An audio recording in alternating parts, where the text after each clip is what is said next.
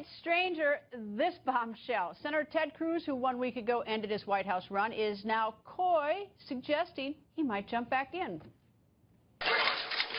Listen, we have suspended the campaign. We've suspended the campaign because I can see no viable path to victory. Of course, if that changed, we would reconsider things. But let's be clear, we're not going to win Nebraska today. There should be no mystery, no excitement in that.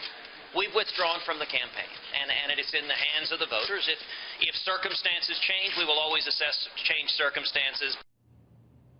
So what do you think that means? Senator Cruz is not out of the race, or he is? Former Arizona governor and Donald Trump supporter Governor Jan Brewer goes on the record. Good evening, Governor. Good evening, Greta. Governor, what do you think? You think Senator Ted Cruz is being coy and suggestive? You think he might get back in the race? And if so, would that be good or bad? I think it's very disappointing to hear Mr. Cruz go back there, hold a press conference, and stir the pot. You know, all the candidates, Greta, pledged that they would support the nominee. Donald Trump is going to be our nominee, and they ought to be men of their word. And Donald Trump is our candidate. We need to unify. We need to get behind it.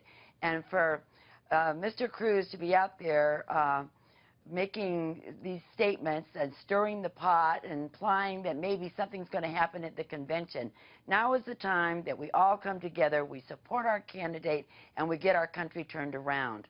The people of America are angry. They are angry.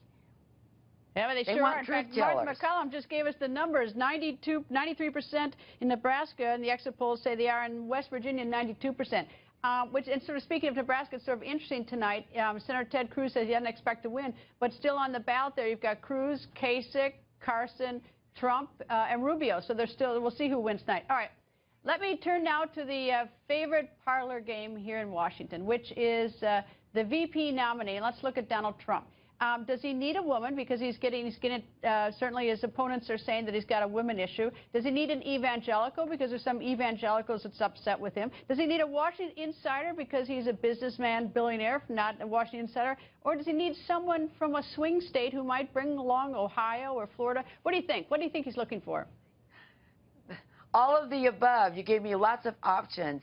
Donald is obviously going to appoint somebody that he feels comfortable with, somebody that's going to help him implement his programs and his policies, somebody that he can count on, somebody that's going to support him. Who? Give me some names. A man or a woman.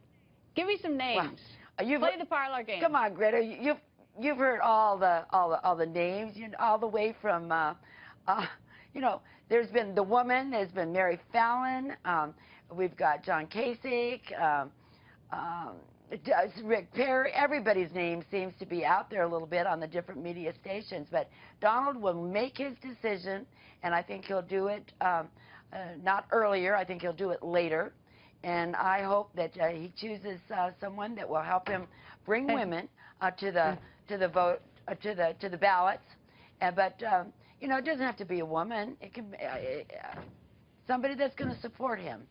All right. Well, he's. I think that most of the people. In the sort of the drip tease we've heard today, that at least he said to the Associated Press, he's got it down to I think 5 or 6 names. So we'll see. Governor, thank you for joining us. Thank you very much, Greta.